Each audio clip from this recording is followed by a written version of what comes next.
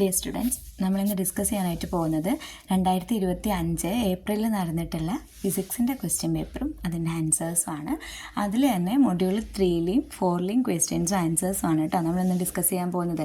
അപ്പോൾ നമുക്ക് തുടങ്ങാം. മൊഡ്യൂൾ 3ൽ ആദ്യത്തെ ക്വസ്റ്റ്യൻ വരുന്നത് ദ യൂണിറ്റ് ഓഫ് ചാർജ്. 5ാമത്തെ ക്വസ്റ്റ്യനാണ് നമ്മുടെ മൊഡ്യൂൾ 3യുമായിട്ട് ബന്ധപ്പെട്ട് ആദ്യമായിട്ട് ചോദിക്കുന്നത്. The unit of charge is. ചാർജിൻ്റെ യൂണിറ്റ് എന്താണെന്നാണ് ചോദിച്ചിട്ടുള്ളത്. എന്താണ് ചാർജിൻ്റെ യൂണിറ്റ്? കൂളോം ആണ് കേട്ടോ. ഇലക്ട്രിക് ചാർജിൻ്റെ യൂണിറ്റ് കൂളോം ആണ്. നമ്മൾ സി എന്ന ലെറ്റർ വെച്ചിട്ട് റെപ്രസെൻറ്റ് ചെയ്യും. അടുത്ത ക്വസ്റ്റ്യൻ സ്റ്റേറ്റ് ഓംസ് ലോ ആണ്. ഓംസ് ലോ സ്റ്റേറ്റ് ചെയ്യാനാണ് പറഞ്ഞിട്ടുള്ളത്. എന്താ ഓംസ് ലോ? ടെമ്പറേച്ചർ കോൺസ്റ്റൻ്റ് ആവുന്ന സമയത്ത് വിയും ഐയും ഡയറക്റ്റ്ലി പ്രപ്പോർഷണൽ ആയിരിക്കും. At constant temperature V and I are directly proportional. ഒരു സർക്യൂട്ടിലൂടെയുള്ള പൊട്ടൻഷ്യലും കറൻറ്റും ഡയറക്റ്റ്ലി പ്രപ്പോർഷണൽ ആയിരിക്കും ഇപ്പോൾ ടെമ്പറേച്ചർ കോൺസ്റ്റൻ്റ് ആവുന്ന സമയത്ത്. നമുക്ക് അടുത്ത ക്വസ്റ്റ്യനിലേക്ക് പോവാം. അടുത്ത ക്വസ്റ്റ്യൻ 7ാമത്തെ question. Choose the correct one from the following statements. 2 സ്റ്റേറ്റ്മെൻറ്റാണ് നമുക്ക് തന്നിട്ടുള്ളത്. അതിൽ കറക്റ്റ് ആയിട്ടുള്ളത് ഏതാണെന്നാണ് ചോദിച്ചിട്ടുള്ളത് കേട്ടോ. ഒന്നാമത്തെ സ്റ്റേറ്റ്മെൻറ്റ് ഇങ്ങനെയാണ്: resistance is A constant of A metal. ഒരു മെറ്റലിൻ്റെ റെസിസ്റ്റൻസ് കോൺസ്റ്റൻ്റ് ആണ്. രണ്ടാമത്തത് ഒരു മെറ്റലിൻ്റെ റെസിസ്റ്റിവിറ്റി കോൺസ്റ്റൻ്റ് ആണ്. ഇതിൽ ഏത് സ്റ്റേറ്റ്മെൻറ്റാണ് ശരിയെന്നാണ് ചോദിച്ചിട്ടുള്ളത്. ഇതിൽ ശരിയായിട്ടുള്ള സ്റ്റേറ്റ്മെൻറ്റ് രണ്ടാമത്തെയാണ് കേട്ടോ. ഒരു മെറ്റലിൻ്റെ റെസിസ്റ്റിവിറ്റി എന്താണ്? കോൺസ്റ്റൻ്റ് ആണ്. ശ്രദ്ധിക്കുക, ഒരു മെറ്റലിൻ്റെ റെസിസ്റ്റിവിറ്റി കോൺസ്റ്റൻ്റ് ആണ്. ഇനി നമുക്ക് 8ാമത്തെ ക്വസ്റ്റ്യനിലേക്ക് പോകാം. The type of majority charge carriers in n type semiconductor. ഒരു എൻ ടൈപ്പ് സെമി കണ്ടക്ടറിലെ മെജോറിറ്റി ക്യാരിയേഴ്സ് ആരാണ്? ഇലക്ട്രോൺസ് ആണ് കേട്ടോ. ഓർത്ത് വെക്കണേ, ഒരു എൻ ടൈപ്പ് സെമി കണ്ടക്ടറിലെ മെജോറിറ്റി ക്യാരിയേഴ്സ് ആയിട്ട് വരുന്നത് ഇലക്ട്രോൺസ് ആണ് കേട്ടോ. എൻ ടൈപ്പ് സെമി കണ്ടക്ടറിലെ മെജോറിറ്റി ക്യാരിയേഴ്സ് ഇലക്ട്രോൺസ് ആണ്. പി ടൈപ്പ് സെമി കണ്ടക്ടർ ആണെങ്കിലോ മെജോറിറ്റി ക്യാരിയേഴ്സ് ഹോൾസ് ആണ്. ഓർത്ത് വെക്കണേ. Name one pumping method used in laser. ലേസറിൽ യൂസ് ചെയ്യുന്ന ഏതെങ്കിലും ഒരു പമ്പിംഗ് മെത്തേഡ് നമ്മളോട് സജസ്റ്റ് ചെയ്യാൻ നമ്മളോട് ചോദിക്കുക ചെയ്തിട്ടുള്ളത്. ഏതെങ്കിലും ഒരു മെത്തേഡ്. നമുക്കിപ്പോൾ ഇലക്ട്രിക്കൽ പമ്പിങ് ആൻസറായിട്ട് കൊടുക്കാം കേട്ടോ. ഇലക്ട്രിക് പമ്പിങ് എന്താണ്? ഒരു ലേസറിൽ യൂസ് ചെയ്യുന്ന ഒരു പമ്പിങ് മെത്തേഡാണ്. ഇലക്ട്രിക് പമ്പിങ് ഉണ്ട്, ഒപ്റ്റിക്കൽ പമ്പിങ് ഉണ്ട്. നമുക്ക് ഇലക്ട്രിക് പമ്പിങ് ഇതിലേതെങ്കിലും ഒരെണ്ണം ആൻസറായിട്ട് കൊടുക്കുക. അടുത്ത് നമുക്ക് പാർട്ട് ബിയിലേക്ക് പോകാം. പാർട്ട് ബിയിൽ നമ്മൾ ഈ പറഞ്ഞിട്ടുള്ള 3-4 മൊഡ്യൂളിൽ നിന്ന് ആദ്യമായിട്ടുള്ള ചോദിച്ചിട്ടുള്ള ഒരു question: briefly explain the series combination of resistors. Series combination explain ചെയ്യാനാണ് പറഞ്ഞിട്ടുള്ളത്. ആ ഒരു ഭാഗം വളരെ ഇമ്പോർട്ടൻ്റ് ആണ് കേട്ടോ. സീരീസ് കോമ്പിനേഷനും പാരലൽ കോമ്പിനേഷനും. എങ്ങനെയാണ് സീരീസ് കോമ്പിനേഷൻ നമ്മൾ വരയ്ക്കുന്നത്? സീരീസ് കോമ്പിനേഷൻ നമുക്ക് എങ്ങനെയാണ് വരയ്ക്കാൻ പറ്റുക?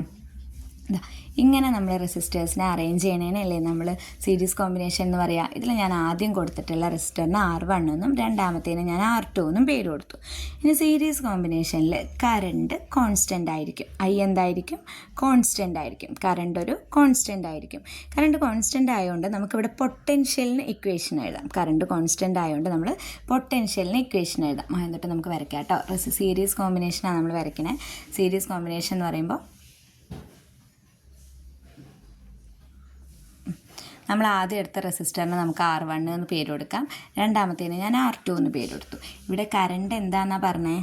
കറണ്ട് കോൺസ്റ്റൻ്റ് ആണെന്നാണ് പറഞ്ഞത്. കറണ്ട് കോൺസ്റ്റൻ്റ് ആകുമ്പോൾ നമ്മൾ പൊട്ടൻഷ്യലിന് വേണം ഇക്വേഷൻ എഴുതാൻ. ഇങ്ങനെ നമ്മൾ ചിത്രം വരച്ചു. ഇതിന് ഞാൻ R1 എന്ന് പേര് കൊടുത്തു. ഇതിന് ഞാൻ R2 എന്ന് പേര് കൊടുത്തു. എന്നിട്ട് നമ്മൾ പറഞ്ഞു കറണ്ട് എന്താണ്? കോൺസ്റ്റൻ്റ് ആണ് എന്ന് പറഞ്ഞു. കറണ്ട് കോൺസ്റ്റൻ്റ് അവിടെ ഇരിക്കട്ടെ. ഇനി നമുക്ക് വിക്ക് ഇക്വേഷൻ എഴുതാം കേട്ടോ. ആദ്യത്തെ റെസിസ്റ്ററിൻ്റെ പൊട്ടൻഷ്യൽ നമ്മൾ V1 എന്ന് കൊടുത്തു. പ്ലസ് അപ്പോൾ രണ്ടാമത്തേൻ്റെ എന്തായിരിക്കും? V2 എന്ന് കൊടുത്തു. ഇനി നമ്മൾ ഓംസ് ലോ ഓർക്കുക. ഓംസ് ലോയിൽ നമ്മൾ ആ ഓംസ് പിരമിഡൊക്കെ വരച്ച് വിക്ക് ഒരു ഇക്വേഷൻ എഴുതിയിട്ടുണ്ടായിരുന്നു. എന്താ അത്? V = I × R. അപ്പോൾ ഈ വിൻ്റെ സ്ഥാനത്ത് നമുക്ക് എന്ത് കൊടുക്കാം? I × R എന്ന് കൊടുക്കാം. അങ്ങനെയാണെങ്കിൽ V1ൻ്റെ സ്ഥാനത്ത് എന്ത് വരും? കറണ്ട് കോൺസ്റ്റൻ്റ് ആയതുകൊണ്ട് I × R1 എന്ന് വരും. അങ്ങനെയാണെങ്കിൽ രണ്ടാമത്തത് എന്ത് വരും? I × R2 എന്ന് വരും. I × R1ഉം I × R2. ഇനി എല്ലാ സ്ഥലത്തെയും കറണ്ട് പോട്ടെ, ഒക്കെ കോൺസ്റ്റൻ്റ് അല്ലേ.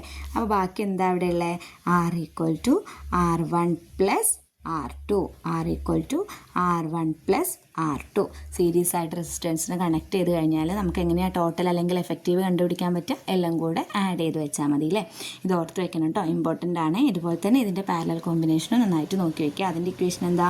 1/R = 1/R1 + 1/R2 + എക്സെട്ര അങ്ങനെ പോകില്ലേ. ഇല്ലെങ്കിൽ രണ്ടെണ്ണമാണ് പാരലായിട്ട് തന്നെങ്കിൽ നമുക്ക് ഏത് ഇക്വേഷൻ യൂസ് ചെയ്യാം? R = R1 R2 / R1 + R2 എന്നുള്ള ഇക്വേഷൻ യൂസ് ചെയ്യാം. അത് ഏതിൻ്റെ കേസിലാണ്? പാരലൽ കോമ്പിനേഷൻ്റെ കേസിൽ കേട്ടോ. സീരീസ് ആണ് ചോദിച്ചതെങ്കിൽ ഈ ഒരു ഏരിയയാണ് നമ്മൾ നന്നായിട്ട് നോക്കേണ്ടത്. ഇനി നമുക്ക് അടുത്ത ക്വസ്റ്റ്യനിലേക്ക് പോകാം. അടുത്ത ക്വസ്റ്റ്യൻ എന്താ ചോദിച്ചിട്ടുള്ളത്? The colour bands of the given resistor is observed as follows. നമുക്ക് കുറച്ച് കളർ ബാൻഡ്സ് തന്നിട്ടുണ്ട്. ഏതൊക്കെയാണ്? Brown, yellow, red, silver. എന്നിട്ട് നമ്മളോട് കണ്ടുപിടിക്കാൻ പറഞ്ഞത് ഇതിൻ്റെ റെസിസ്റ്ററിൻ്റെ വാല്യൂ കണ്ടുപിടിക്കുകയാണ് വേണ്ടത്. അപ്പോൾ നമുക്ക് ആദ്യം ഇങ്ങനൊരു ക്വസ്റ്റ്യൻ തന്നാൽ നമ്മൾ ആദ്യം ചെയ്യേണ്ടത് എന്താണെന്ന് വെച്ചാൽ നമുക്ക് തന്നിട്ടുള്ള ക്വസ്റ്റ്യൻസിന് അല്ലെങ്കിൽ തന്നിട്ടുള്ള കളേഴ്സിനെ ഓർഡറിൽ താഴെ എഴുതാം. അപ്പോൾ നമുക്ക് ആദ്യം തന്നിട്ടുള്ളത് ഏതാണ്? ബ്രൗൺ, അത് ഞാനവിടെ എഴുതി. രണ്ടാമത് തന്നിട്ടുള്ളത് യെല്ലോ, മൂന്നാമത് തന്നിട്ടുള്ളത് റെഡ്, നാലാമത് തന്നിട്ടുള്ളത് ടോളറൻസ് വാല്യൂ ആണ് അല്ലേ. അത് ഏതാ തന്നിട്ടുള്ളത്? സിൽവർ. അങ്ങനെ നമ്മൾ താഴെ നമുക്ക് തന്നിട്ടുള്ള വാല്യൂസിനെ എഴുതി. ഇനി ബ്രൗണിൻ്റെ വാല്യൂ എത്രയാണ്? നമ്മൾ ആ കളർ കോഡ് ഓർക്കുക. ബ്ലാക്ക്, ബ്രൗൺ അങ്ങനെ കണ്ടിന്യൂ ചെയ്ത് പോവുകയാണ് ചെയ്യണത് അല്ലേ. ഇപ്പം ബ്രൗണിൻ്റെ വാല്യൂ 1 അത് എഴുതി. ഇനി യെല്ലോ എങ്ങനെയാണ് വരിക? Red, orange, yellow. റെഡിൻ്റെ വാല്യൂ 2 ഓറഞ്ച് 3 യെല്ലോ വരുന്നത് 4 ഇനി റെഡിൻ്റെ വാല്യൂ എത്രയാണ്? 2 ടോളറൻസ് നമ്മൾ ഗോൾഡിൻ്റെ പഠിച്ചു. +or-5% ആണ്. സിൽവർ +or-10% ആണ്. ഇനി നോ കളർ ആണെങ്കിലോ +or-20% ആണ് കേട്ടോ. അപ്പോൾ ഇവിടെ സിൽവറിന് നമ്മൾ എത്ര പെർസെൻറ്റേജ് കൊടുക്കുക? +or-10% എന്ന് കൊടുക്കുക. ഇനി നമ്മൾ എന്താ ചെയ്യേണ്ടത്? ഈ തന്നിട്ടുള്ള വാല്യൂസിനെല്ലാം നേരെ എഴുതി വയ്ക്കുക. ആദ്യതാ 1, പിന്നെ നമുക്ക് എന്താ നമ്പർ കിട്ടിയ 4, പിന്നെ നമ്മൾ ഇൻറ്റു ബാക്കി ഇവിടെ എന്താ ഉള്ളത്? മൂന്നാമത്തെ കളറായിട്ട് തന്നിട്ടുള്ള റെഡ്. അപ്പോൾ റെഡിൻ്റെ വാല്യൂ 2 എന്ന് പറഞ്ഞാൽ നേരിട്ട് ക്വസ്റ്റ്യനിലേക്ക് എഴുതരുത്. മൂന്നാമത്തെ കളറായിട്ട് നമുക്ക് തന്നിട്ടുള്ളത് മൾട്ടിപ്ലയർ വാല്യൂ ആണ്. അപ്പോൾ നമ്മൾ എന്തിൻ്റെ പവറിൽ എഴുതണം? 10ൻ്റെ പവറിൽ എഴുതണം. ഇവിടെ വാല്യൂ എത്രയാണ്? 2 അല്ലേ. അപ്പോൾ 10⁻². ബാക്കി ഇവിടെ എന്താ ഉള്ളത്? +or- എത്ര പെർസെൻറ്റേജ്? 10%. അത്രയും എന്താ യൂണിറ്റ്? റെസിസ്റ്റൻസ് ആയതുകൊണ്ട് ഓം.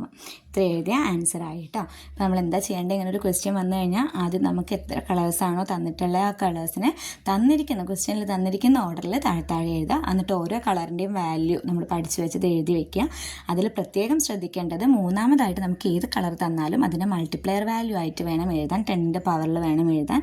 നാലാമത് തന്നിട്ടുള്ള കളേഴ്സ് ഏത് തന്നെ ആയാലും ടോളറൻസ് വാല്യൂ ആയിരിക്കും എന്ന് ഓർക്കുക. ഇനിയിപ്പോൾ നമുക്ക് പ്രത്യേകിച്ച് സ്പെസിഫിക് ആയിട്ടൊരു കളർ തന്നില്ല, ഗോൾഡും സിൽവറും തന്നില്ലെങ്കിൽ നോ കളർ ആയിരിക്കും എന്ന് മനസ്സിലാക്കി 20% +or-20% ആൻസർ ആയിട്ട് കൊടുക്കുക കേട്ടോ. ടോളറൻസിൻ്റെ വാല്യൂ ആയിട്ട് കൊടുക്കുക. നമുക്ക് അടുത്ത ക്വസ്റ്റ്യനിലേക്ക് പോകാം. അടുത്ത question, organise the following table to get the correct match. നമ്മളോട് മാച്ച് ദ ഫോളോയിങ് ആ പറഞ്ഞിട്ടുള്ളത് അല്ലേ. അപ്പോൾ നമ്മൾ നോക്കുക. താഴെ ആദ്യത്തെ പോയിന്റ് വരുന്നത് സിൽവറാണ്. സിൽവറിന് മാച്ചായിട്ട് കോളം ബിയിൽ എന്താ ഉള്ളത് നോക്കാം.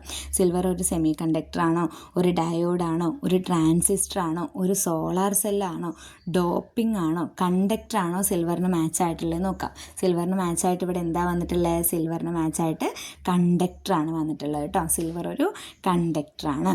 ഇനി അടുത്ത പോയിന്റ് നോക്കാം. Addition of impurities. ഒരു മെറ്റലിലേക്ക് ഇംപ്യൂരിറ്റീസ് ആഡ് ചെയ്യുന്ന, ഒരു സെമി കണ്ടക്ടറിലേക്ക് ഇംപ്യൂരിറ്റീസ് ആഡ് ചെയ്യുന്ന പ്രോസസ്സിനെയാണ് നമ്മൾ എന്ത് വിളിക്കുക? ഡോപ്പിംഗ് എന്ന് വിളിക്കുക. ഓർത്ത് വയ്ക്കുക കേട്ടോ. ഒരു സെമി കണ്ടക്ടറിലേക്ക് ഇംപ്യൂരിറ്റീസ് ആഡ് ചെയ്യുന്ന പ്രോസസ്സിനെയാണ് ഡോപ്പിംഗ് എന്ന് വിളിക്കുന്നത്. അടുത്തത് റീസണബിളി സ്മോൾ ബാൻഡ് ഗ്യാപ്പ് വളരെ കുറവുള്ളത് ഈ കോളം ബിയിൽ എന്തിനാണെന്നാണ് ചോദിക്കുന്നത്. സെമി കണ്ടക്ടറിനാണ് ബാൻഡ് ഗ്യാപ്പ് വളരെ കുറവായിട്ടുള്ളത്. ഇനി വോൾട്ടേജ് റെഗുലേറ്റർ. കോളം ബിയിൽ ബാക്കിയുള്ള 3 ഒരു വോൾട്ടേജ് റെഗുലേറ്റർ ആയിട്ട് നമുക്ക് യൂസ് ചെയ്യാൻ പറ്റുന്നത് എന്താണ്? അല്ലെങ്കിൽ ഇതിൽ ഏതാണ് ഒരു വോൾട്ടേജ് റെഗുലേറ്റർ? ഡയോഡാണ് വോൾട്ടേജ് റെഗുലേറ്റർ കേട്ടോ. ഡയോഡാണ് വോൾട്ടേജ് റെഗുലേറ്റർ. അടുത്തത് ആംപ്ലിഫയർ ആയിട്ട് നമുക്ക് യൂസ് ചെയ്യാൻ പറ്റുന്നത് എന്താണ്? ട്രാൻസിസ്റ്റർ ആണോ സോളാർ സെല്ലാണോ? ആംപ്ലിഫയർ ആയിട്ട് നമുക്ക് യൂസ് ചെയ്യാൻ പറ്റുക ട്രാൻസിസ്റ്റർ ആണ് കേട്ടോ. Last one photovoltaic effect. അതെന്തുമായിട്ട് ബന്ധപ്പെട്ടിട്ടുള്ളതാണ്? സോളാർ സെല്ലുമായിട്ട് ബന്ധപ്പെട്ടിട്ടുള്ളതാണ് കേട്ടോ. അപ്പോൾ നമ്മൾ നോക്കേണ്ടത് ഇവിടെ സിൽവർ മാച്ചായിട്ട് വരുന്നത് കണ്ടക്ടറിനോടാണ്. അഡീഷൻ ഓഫ് ഇംപ്യൂരിറ്റീസ് വരുന്നത് ഡോപ്പിംഗ് ആണ്. റീസണബിളി സ്മോൾ ബാൻഡ് ഗ്യാപ്പ് ഉള്ളത് സെമി കണ്ടക്ടറിനാണ്. വോൾട്ടേജ് റെഗുലേറ്ററായിട്ട് നമ്മൾ യൂസ് ചെയ്യുന്നത് ഡയോഡാണ്. ആംപ്ലിഫയർ ആയിട്ട് വരുന്നത് ട്രാൻസിസ്റ്ററും ഫോട്ടോ വോൾട്ടായിക് എഫക്റ്റായിട്ട് ബന്ധപ്പെട്ട് വരുന്നത് സോളാർ സെല്ലുമാണ് കേട്ടോ. ഇനി അടുത്ത ക്വസ്റ്റ്യൻ വരുന്നത് list any 3 applications of photoelectric എഫക്റ്റിൻ്റെ ഏതെങ്കിലും 3 ആപ്ലിക്കേഷനാണ് നമ്മളോട് ചോദിച്ചിട്ടുള്ളത്. ഫോട്ടോ ഇലക്ട്രിക് എഫക്റ്റിൻ്റെ ഇപ്പം ഞാനിവിടെ കൊടുത്തിട്ടുള്ളത് solar panels, photo electric sensors, imaging technology, അങ്ങനെ നമ്മൾ നോട്ടിലുള്ള പഠിച്ചിട്ടുള്ള ഏതെങ്കിലും ഒരു 3 എക്സാമ്പിൾസ് ഞാൻ എക്സാമ്പിളായിട്ട് കൊടുക്കുക കേട്ടോ. ഇനി അടുത്ത ക്വസ്റ്റ്യൻ എന്താ നോക്കാം. അടുത്ത ക്വസ്റ്റ്യൻ പാർട്ട് ബിയിൽ വരുന്നത്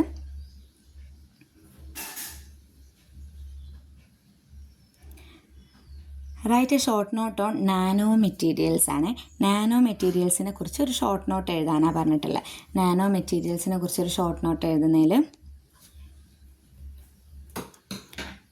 നാനോ മെറ്റീരിയൽസ് എന്താ? Materials whose properties are influenced by their small size, typically with at least 1 dimension between 1 and 100 നാനോമീറ്ററിൽ സൈസ് റേഞ്ച് വരുന്ന പാർട്ടിക്കിൾസിനെയാണ് നമ്മൾ എന്ത് വിളിക്കുന്നത്? നാനോ മെറ്റീരിയൽസ് എന്ന് വിളിക്കുന്നത് അല്ലേ. നാനോ മെറ്റീരിയൽസിനെ നമുക്ക് നാച്ചുറൽ ആയിട്ടോ അല്ലെങ്കിൽ ആർട്ടിഫിഷ്യലിയോ സിന്തസൈസ് ചെയ്യാൻ പറ്റും. നാനോ മെറ്റീരിയൽസ് ക്ലാസിഫൈ ചെയ്യാൻ പറ്റും. എന്തിൻ്റെയൊക്കെ അടിസ്ഥാനത്തിലാണ് നമുക്ക് നാനോ മെറ്റീരിയൽസിനെ ക്ലാസിഫൈ ചെയ്യാൻ പറ്റുക? ഒന്നില്ലെങ്കിൽ അതിൻ്റെ കോമ്പോസിഷൻ്റെ അടിസ്ഥാനത്തിൽ, അല്ലെങ്കിൽ അതിൻ്റെ ഷേപ്പിൻ്റെ അടിസ്ഥാനത്തിൽ, അതല്ലെങ്കിൽ അതിൻ്റെ ബിഹേവിയറിൻ്റെ അടിസ്ഥാനത്തിലൊക്കെ നാനോ മെറ്റീരിയൽസ് നമുക്ക് ക്ലാസിഫൈ ചെയ്യാൻ പറ്റും. ഇപ്പോൾ നാനോ മെറ്റീരിയൽസ് ചോദിച്ചു കഴിഞ്ഞാൽ 1 to 100 നാനോമീറ്റർ സൈസ് റേഞ്ചിൽ വരുന്ന പാർട്ടിക്കിൾസ് ആണ്. അത് നമുക്ക് നാച്ചുറലി അല്ലെങ്കിൽ ആർട്ടിഫിഷ്യലി സിന്തസൈസ് ചെയ്യാൻ പറ്റും. പിന്നെയോ അതിനെ നമുക്ക് ക്ലാസിഫൈ ചെയ്യാൻ പറ്റും അതിൻ്റെ സൈസിൻ്റെയോ അല്ലെങ്കിൽ ബിഹേവിയറിൻ്റെയോ അതും അല്ലെങ്കിൽ ഷേപ്പിൻ്റെയൊക്കെ അടിസ്ഥാനത്തിൽ, കോമ്പോസിഷൻ്റെയൊക്കെ അടിസ്ഥാനത്തിൽ നമുക്ക് നാനോ മെറ്റീരിയൽസിനെ ക്ലാസിഫൈ ചെയ്യാനായിട്ടും പറ്റും. ഇത്രയാണ് പാർട്ട് ബിയിൽ ഈ പറഞ്ഞ 2 മൊഡ്യൂളായിട്ട് ബന്ധപ്പെട്ട് ചോദിച്ചിട്ടുള്ളത്. ഇനി നമുക്ക് പാർട്ട് സിയിലേക്ക് പോകാം കേട്ടോ. പാർട്ട് സിയിൽ ഈ ഒരു ഭാഗത്തുനിന്ന് എന്തൊക്കെ ക്വസ്റ്റ്യൻസാണ് ചോദിച്ചിട്ടുള്ളത് നോക്കാം. അതിൽ ആദ്യത്തെ ക്വസ്റ്റ്യൻ വരുന്നത് സ്റ്റേറ്റ് കിർച്ചോഫ് ലോസ് വിത്ത് നെസസറി ഇല്ലുസ്ട്രേഷൻ. നമ്മളോട് കിർച്ചോഫ് ലോസാണ് ചോദിച്ചിട്ടുള്ളത്. അതിൽ പ്രത്യേകിച്ച് ഫസ്റ്റ് ലോ സെക്കൻഡ് ലോ എന്ന് മെൻഷൻ ചെയ്തിട്ടില്ല. അതിനകത്ത് നമ്മൾ 2 ലോയും എന്ത് ചെയ്യണം? എക്സ്പ്ലെയിൻ ചെയ്യണം എന്നുള്ളതാണ് കേട്ടോ. രണ്ടാമത്തെ ക്വസ്റ്റ്യൻ ഇവിടുന്ന് തന്നെ വന്നിട്ടുള്ളത്. നമുക്ക് 2 ക്വസ്റ്റ്യൻ ഒരുമിച്ച് നോക്കിയിട്ട് പോകാം കേട്ടോ ആൻസറിലേക്ക്. രണ്ടാമത്തെ ക്വസ്റ്റ്യൻ വരുന്നത് വീറ്റ്സ്റ്റോൺ ബ്രിഡ്ജ് ആണ്. Deriving the balancing condition for A whetstone bridge. അപ്പോൾ ഇത് 2 ഓർ ക്വസ്റ്റ്യൻ ആയിട്ടാണ് വന്നിട്ടുള്ളത് കേട്ടോ.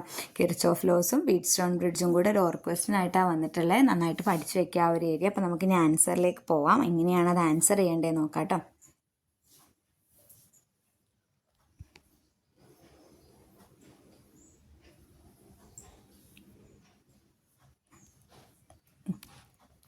കിർച്ചോഫ് ലോ ആൻസർ ചെയ്യാം കേട്ടോ. നമുക്ക് ഫസ്റ്റ് കിർച്ചോഫ് ലോ എങ്ങനെ ആൻസർ ചെയ്യുന്നത് നോക്കാം. ഫസ്റ്റ് ലോനെ നമ്മൾ വേറൊരു പേരും കൂടെ വിളിച്ചിട്ടുണ്ടായിരുന്നില്ലേ?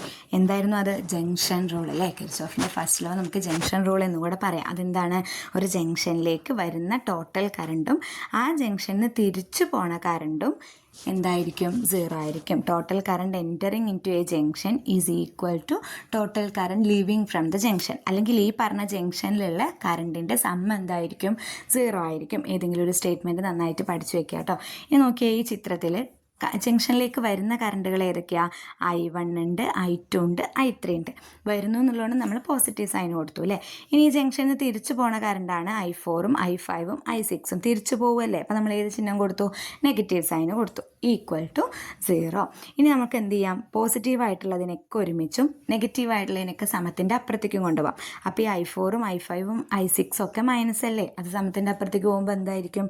പ്ലസ് ആവും കേട്ടോ. അപ്പോൾ I1 + I2 + I3 equal to I4 + I5 + I6 ആയിരിക്കും. ശ്രദ്ധിക്കുക, നമ്മൾ എന്താ പറഞ്ഞത്? ഒരു ജംഗ്ഷനിലേക്ക് വരുന്ന കറണ്ടും ആ ജംഗ്ഷനിൽ തിരിച്ചു പോണ കറണ്ടും ഈക്വൽ ആയിരിക്കുന്നല്ലേ. ഈ I1ഉം I2ഉം I3 അല്ലേ ജംഗ്ഷനിലേക്ക് വരുന്ന കറണ്ട്. അതും ഈ പറഞ്ഞ I4 I5 I6ഉം ഈക്വൽ ആയിരിക്കും. ഇപ്പോൾ നമ്മൾ പ്രൂവ് ചെയ്തിട്ടുണ്ട് കേട്ടോ. ഒരു ജംഗ്ഷനിലേക്ക് ടോട്ടലായിട്ട് വരുന്ന കറണ്ടും ആ ജംഗ്ഷനിൽ നിന്ന് തിരിച്ചു പോകുന്ന കറണ്ടും ഈക്വൽ ആയിരിക്കും. അല്ലെങ്കിൽ ആ ജംഗ്ഷനിലുള്ള ടോട്ടൽ കറണ്ടിൻ്റെ തുക എന്തായിരിക്കും? 0 ആയിരിക്കും. നമ്മുടെ നോട്ടിലുള്ള സ്റ്റേറ്റ്മെൻറ്റ്സ് നോക്കുക. അതിലൊരു സ്റ്റേറ്റ്മെൻറ്റ് നല്ല വൃത്തിയായിട്ട് പഠിച്ചു വയ്ക്കുക കേട്ടോ. സെക്കൻഡ് ലോ എന്ന് പറഞ്ഞു കഴിഞ്ഞാൽ ഓരോ ക്ലോസ്ഡ് ലൂപ്പ് കൺസിഡർ ചെയ്യാം. സെക്കൻഡ് ലോ നമ്മൾ അറിയപ്പെടുന്ന വേറൊരു പേര് ലൂപ്പ് റൂൾ എന്നാണ് കേട്ടോ. ഫസ്റ്റ് ലോ ആണെങ്കിൽ ജംഗ്ഷൻ റൂള്, സെക്കൻഡ് ലോ ആണെങ്കിൽ ലൂപ്പ് റൂള്. ലൂപ്പ് റൂളിൽ ഓരോ ക്ലോസ്ഡ് ലൂപ്പിലുള്ള പൊട്ടൻഷ്യൽ ഡിഫറൻസിൻ്റെ സമ്മ് എന്തായിരിക്കും? 0 ആയിരിക്കും. നേരത്തെ നമ്മൾ എന്താ പറഞ്ഞ? ഒരു ജംഗ്ഷനിലുള്ള ടോട്ടൽ കറണ്ടിൻ്റെ സമ്മ് 0 ആയിരിക്കും. ഇവിടെ നമ്മൾ പറഞ്ഞത് ഒരു ക്ലോസ്ഡ് ലൂപ്പിലുള്ള പൊട്ടൻഷ്യൽ ഡിഫറൻസിൻ്റെ സമ്മ് എന്തായിരിക്കും? 0 ആയിരിക്കും. ഇനി നമ്മളിങ്ങനെ ഒരു ലൂപ്പ് കൺസിഡർ ചെയ്താൽ, ഇതാണൊരു ലൂപ്പ്. ഒരു ലൂപ്പ് ഞാൻ കാണിച്ചിട്ടുള്ളതാണ്. ഇതിലിപ്പോൾ പ്രധാനമായിട്ടും 3 ലൂപ്പുകളുണ്ട്. അതിൽ ആദ്യത്തെ ലൂപ്പ് ആ വലിയ ലൂപ്പാണ് PQRSTUP. അതിലുള്ള ഓരോ റെസിസ്റ്ററിൻ്റെ ആ ഭാഗത്തു കൂടെയുള്ള പൊട്ടൻഷ്യൽ എന്തായിരിക്കും 0 ആയിരിക്കും എന്ന് പ്രൂവ് ചെയ്യണം. അപ്പോൾ നമ്മൾ പിന്ന് മൂവ് ചെയ്യാൻ തുടങ്ങി, ക്യൂവിലെത്തി, ആറിലെത്തി, എസ്സിലെത്തി, ടിയിലെത്തി, യുവിലെത്തി, തിരിച്ചെവിടെ തന്നെ എത്തുകയാണ്, പിയിൽ തന്നെ എത്തുകയാണ്. അങ്ങനെയാണ് അതൊരു ലൂപ്പ് ആവണത്. ഇനി നോക്കിയേ, ആദ്യം നമ്മൾ പിന്ന് സ്റ്റാർട്ട് ചെയ്ത് ക്യൂവിലേക്ക് പോവുക. അപ്പോൾ അവിടെ എന്തുണ്ട്, I1 R1. അപ്പോൾ നമ്മളത് എഴുതി I1 + R1. എന്നിട്ട് നമ്മളിങ്ങനെ പോയി എവിടെ എത്തി, ആറിലെത്തി നമ്മൾ തിരിച്ചിങ്ങനെ വരിക.